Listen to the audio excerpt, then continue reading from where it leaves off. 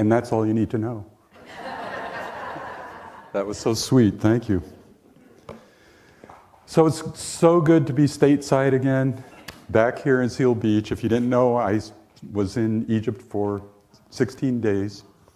And I'll talk a little bit about that. But I want to talk about what I missed in November was everything that was happening here. While I was flying to Cairo, you all were celebrating the Adventures in Faith celebration, the collaboration celebration over at Namaste. And that, from all reports, was just awesome. And really showing the energy of what happens when communities come together. And you also then had a collaboration workshop where you unveiled a lot of things that are unfolding and emerging, and now considering forming teams to go deeper into the possibility of sharing resources and what could possibly come out of that. So that is, just awesome. And I'm really proud of our leadership for stepping up and taking ownership of this process, because it is your community. No matter who stands on this podium, it is your community. And as we can go deeper into recognizing that and recognizing the potential of what can unfold from that, there's no limit to what we can become. So while all that was going on, I was in a minister's retreat. So it was 12 ministers plus a couple of partners. We had 15 people altogether. And I was not ready for what was unfolding. It was just incredible. We came into Cairo and spent 4 days at the Mina Hotel, which is just under the pyramids. You could see them from our hotel room. And so 4 days in Cairo, then we flew to Luxor, where we visited some temples, but we also got on a boat that could carry 18 passengers, so it was small, and a crew of 11. And we floated from Luxor for 5 nights, I think it was, down to Aswan. In Aswan, we stayed at the Old Cataract Hotel, which was featured in Death on the Nile. It was a 5-star hotel on steroids. I mean, it was just incredibly beautiful. So I never realized how much I would be lit up and energized by this experience. And I think overall, the overarching realization that I had was that there's a power for good in the universe and you can use it. Have you ever heard that before? Well, I'm here to tell you we have not even begun to tap into that power. When I was lying in the sarcophagus in the center of the Great Pyramid, which not many people are allowed to do, but we were allowed to do that, lying there, I could feel this energy, and the message that came to me is, you haven't even started. And if somehow I could communicate that to you, that same power is within you, as it has been with the Egyptians 4,000 years ago, and what they accomplished, you can accomplish that as well.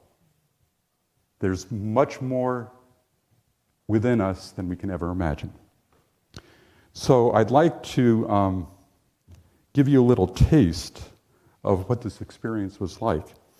So it's before dawn on the Giza Plateau.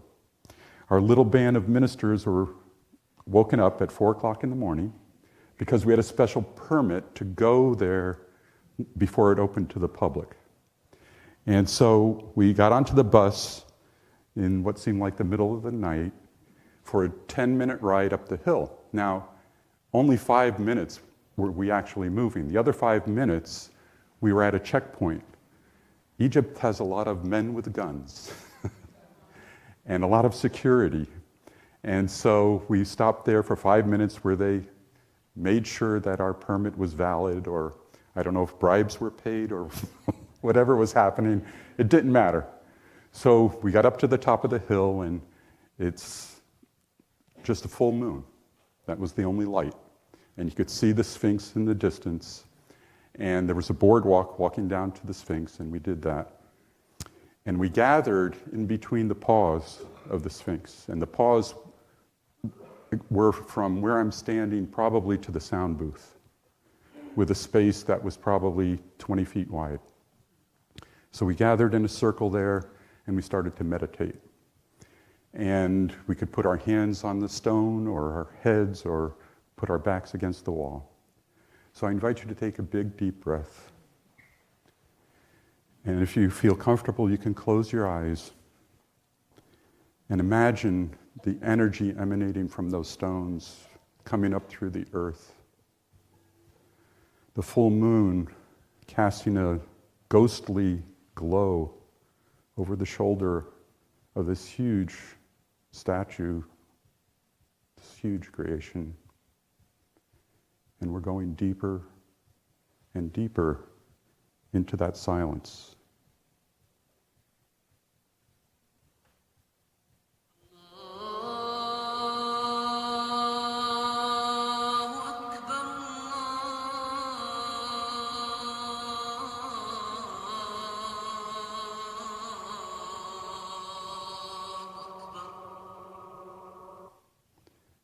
That call to prayer was broadcast throughout Cairo, 20 million people.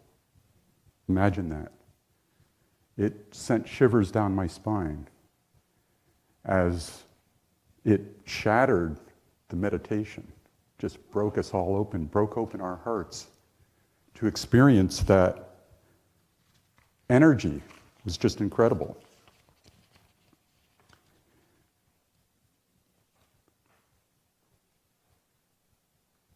The thought entered my head, well, John, you're not in Kansas anymore.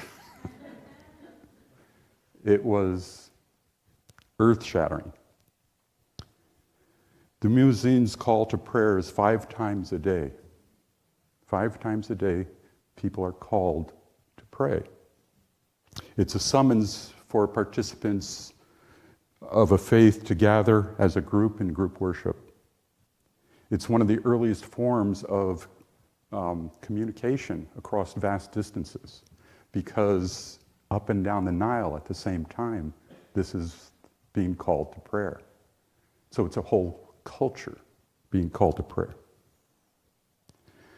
For many of us in our pre-dawn visits to various temples, as we drifted down the Nile from Luxor to Aswan, it was an ancient call across millennia, across thousands of years, transporting us and connecting us to a human community unstuck in time. I mean, it was a timeless experience. And in that is remembering this power, this creative process that has, in my opinion, been largely forgotten. We're just at the tip of the iceberg on this. Now, after thousands of years, the Egyptian dynasties were undone by corruption, by shifting cultural influences, by immigration, by languages, new ideas, greater technologies, and frankly, it was the evolution of consciousness. Forms change. Change is inevitable, even when you've been around for 4,000 years with advanced technology and a belief system that we're just beginning to understand. The rest of the world wanted what Egypt had so badly that they couldn't help but destroy it. And such is the pattern of history up until now, right?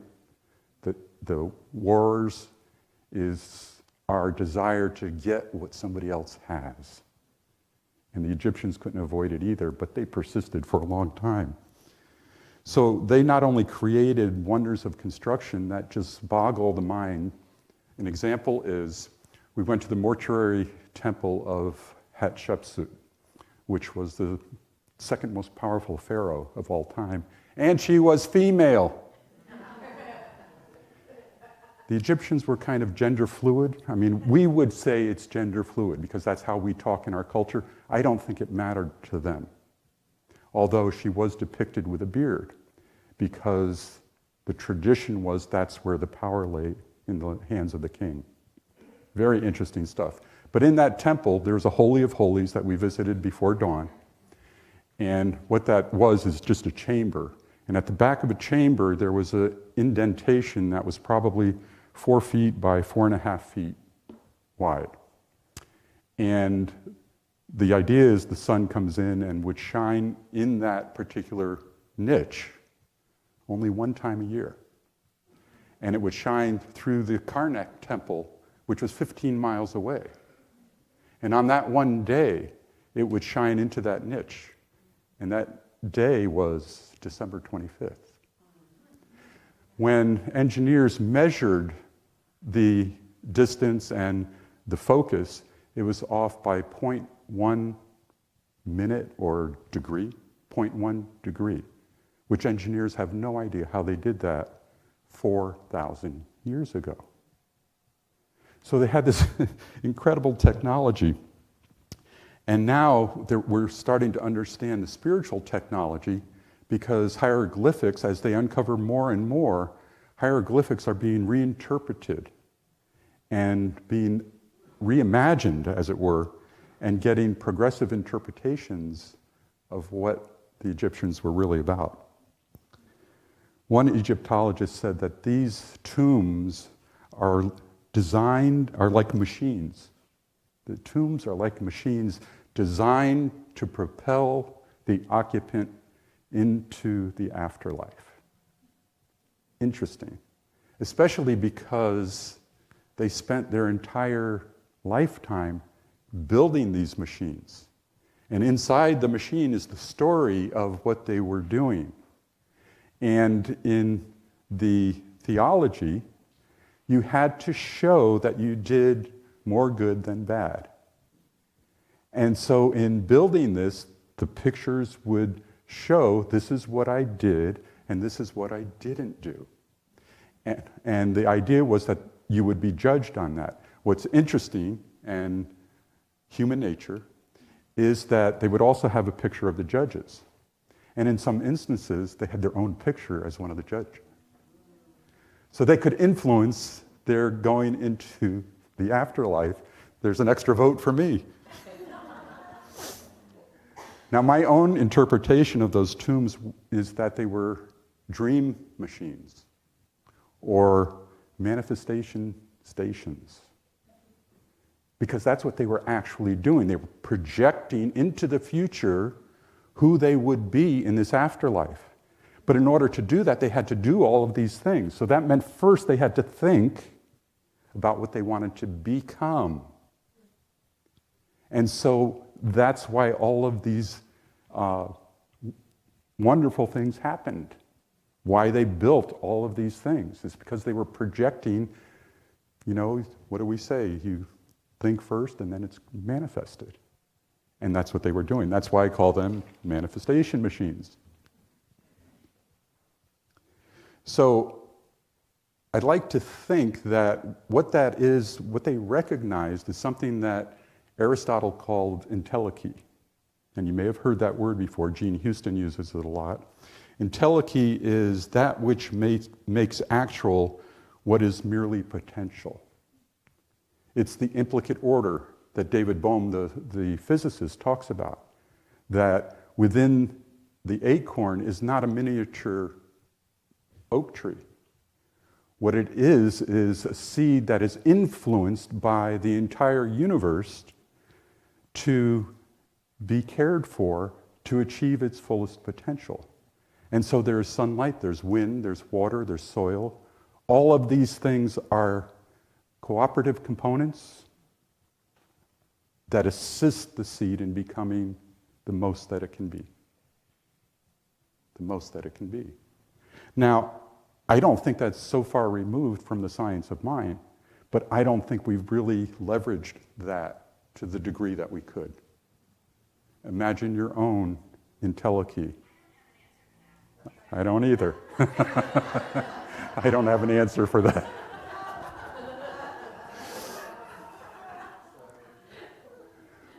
But what could we do if we all got on the same page as community with this kind of potentiality? So the theme for today is longing to belong. And I think it is the same call to prayer that the Egyptians have on a daily basis, that it's a reflection of the deep longing that we all have for connection. And I believe that that deep longing, that felt presence, is as powerful today as it has ever been, maybe even more powerful. But we've lost our memory of how to connect to it. We've lost our memory of how to connect to it. Like the Egyptian aristocracy, we're too distracted by, name it, technology, our technological achievements, by our privilege, by an overwhelming deluge of information. Talking about privilege, I will never complain about traffic ever again. In a city of 20 million people, with roads that are 8 lanes wide, with no lines on them, and packed like gridlock, you have people doing whatever they want to do. It was wild. You couldn't even watch it. But I digress. So we're distracted by all of this stuff. And so we can't get back to that memory of how to make that connection, despite our longing for it, that tremendous desire to connect with one another. And I believe that that loss of memory is the source of our divisiveness, our anger, our frustration, as well as our sadness and hopelessness about everything that we've experienced, especially over the last few years with the pandemic and everything else. But the yearning for connection is still there. Jim Lockhart says this in his book, The Beloved Community. When we come into community, we are recognizing the soul's call to commune with others in actualizing more of our potential to love and to be in deep service to creation. To be in deep service to creation. If we are to evolve as a community, we have to shift the emphasis from the creative process in the individual. That's the name of my favorite Thomas Troward book. The creative process in the individual, and shift to the creative process in community. To learn together how to create something that has never existed before. Why? In order to be in deeper service to creation, which means evolution, the evolution of consciousness, for the glory of God, however you want to put it, or for those that come after us. Imagine our CSL communities coordinating our prayer 5 times a day for the greater good of ourselves and the greater good of our communities.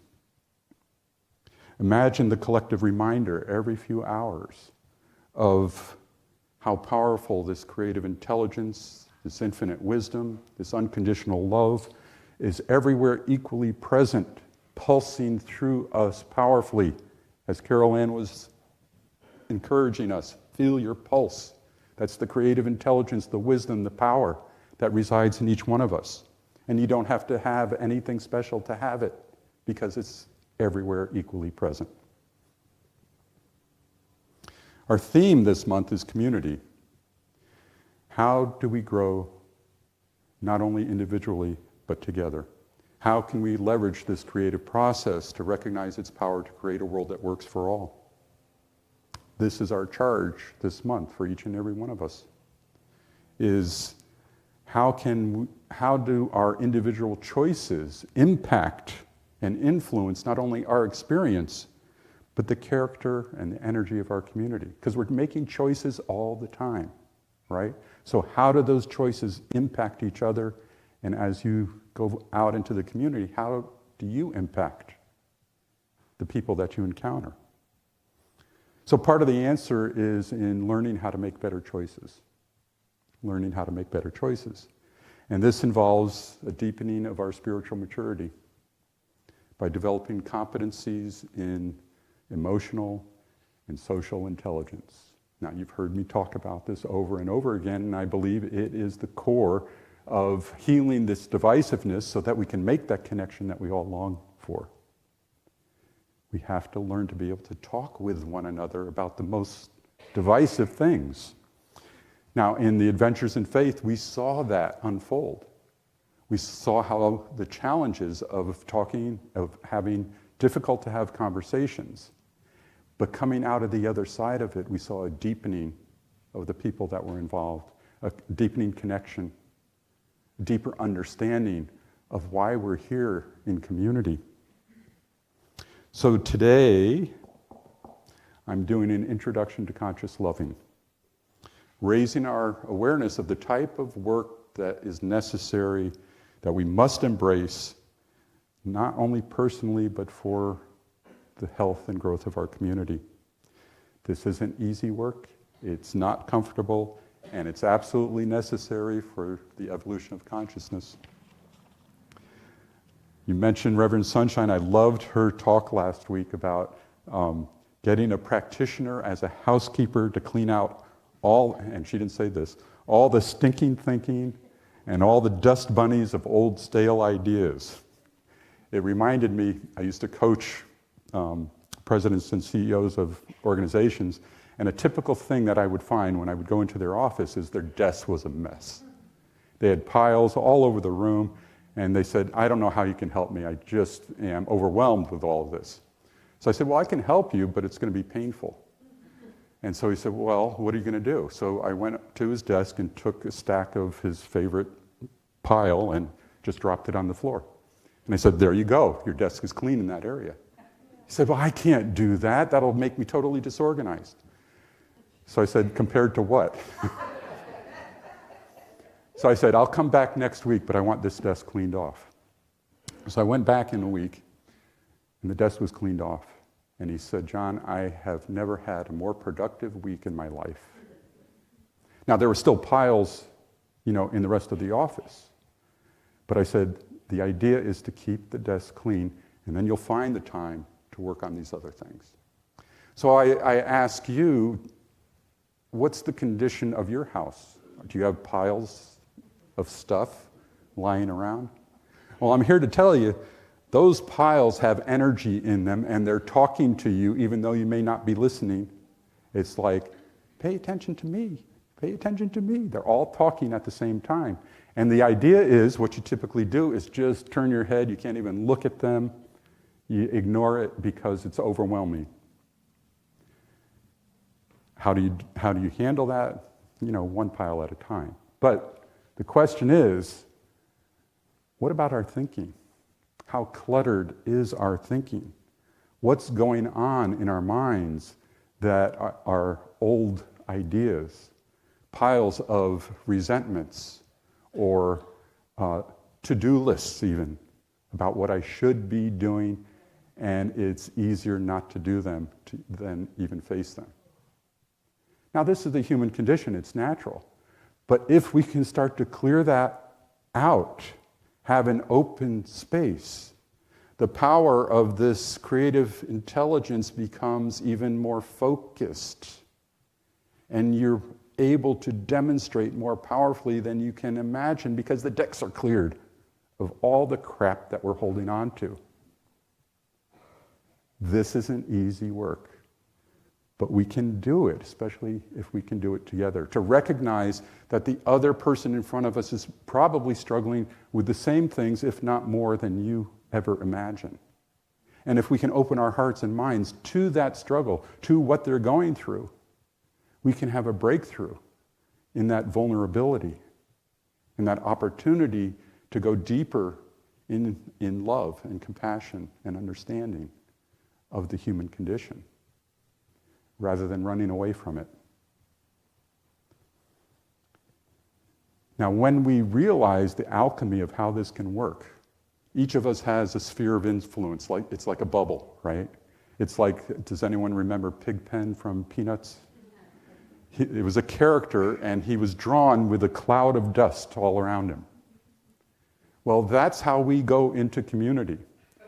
Now, it can be a cloud of dust and dirt and stinking thinking, or it can be whatever you want. It can be a reflection of the change and the compassion that you carry from this room every Sunday.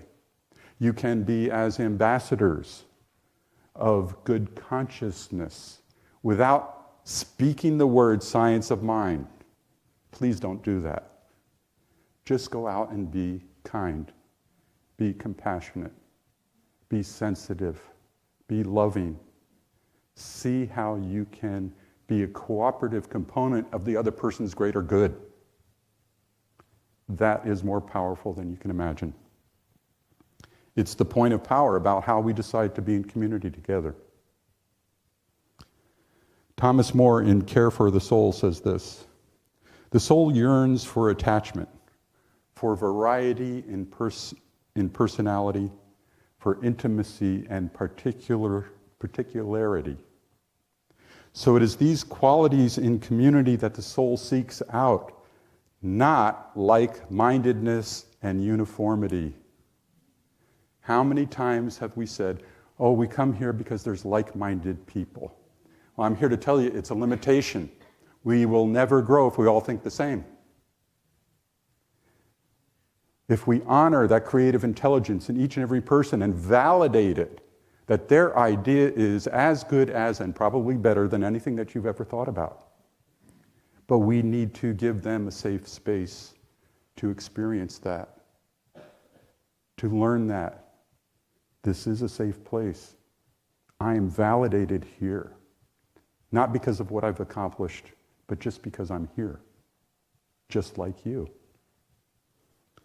And so that's a very subtle but important distinction about how centers for spiritual living have operated in the past and how they need to evolve and grow beyond that.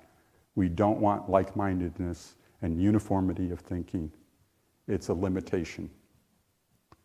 And so can we grow beyond that is the question. So I'd just like to close with this thought that we are awakening to a greater idea, inshallah. Do you know what that means? God willing. You hear it all the time in the conversations of Egyptians all over the place, is wishing you a greater good, or you can achieve that, God willing, inshallah. So we can awaken to a greater idea, a more expansive community honoring inclusivity and diversity, and a greater possibility of communal experience. And so it is. Thank you.